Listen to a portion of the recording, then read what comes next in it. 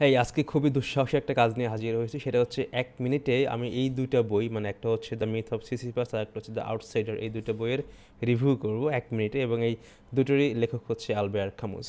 ওকে, এই ২ টা বই হচ্ছে অ্যাবসার্ডিটি নিয়ে। অ্যাবসার্ডিটির একটা খুব ভালো বাংলা হচ্ছে শস্যবিষাণ, এবং এই শব্দটা বুঝতেও আপনাকে একটু ভালো বাংলাটা জানতে হবে যে এটার অর্থটা আসলে কি। এর থেকে মনে হয় বাংলার থেকে ইংরেজিটাই একটু ভালো। অ্যাবসার্ডিটি বুঝতে অনেকটা সহজ হয়, যে জীবনের অসঙ্গতি বা জীবনের যে তালগোলে যে বিষয়গুলো, যেগুলো আসলেই কোনো অর্থ বহন করছে না, সেই বিষয়গুলো নিয়ে আলাপ আলোচনা হচ্ছে এই দুটো বইতে। আচ্ছা, আমরা যারা মনে করি যে জীবনে আমাদের যা কিছুই হচ্ছে সব কিছুর একটা মিনিং আছে, তারাই আসলে নানা ক্ষেত্রে গিয়ে দেখতে পাই যে যা কিছু হচ্ছে আমাদের সাথে অনেক কিছুই এর মধ্যে কোনো মিনিং নেই, এবং তখনই আমরা হতাশ হই।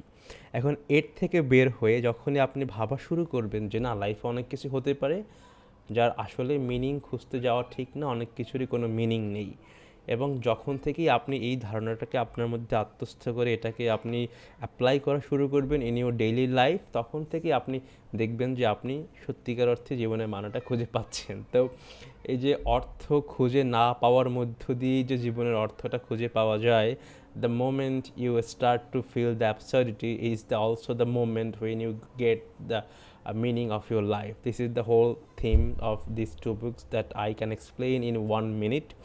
অ্যান্ড এই বইয়ের আরেকটা চমৎকার দিক হচ্ছে, যখনই আপনি অ্যাবসার্ডিটিটাকে আপনার মধ্যে ধারণ করেন, the moment you try to understand what absurdity is, the moment আপনি বুঝতে শুরু করেন যে আচ্ছা এটা absurdity, now you feel attracted to that, তখন থেকেই it's automatically become a passion. তখন থেকে আপনি দেখবেন যে যখন থেকে আপনি সত্যিকারভাবে অ্যাবসার্ডিটিকে বুঝতে শুরু করেন, এটা অটোমেটিক্যালি একটা প্যাশনে রূপান্তরিত হয়ে যায়। That's all. That's the explanation for these two books. Thank you very much.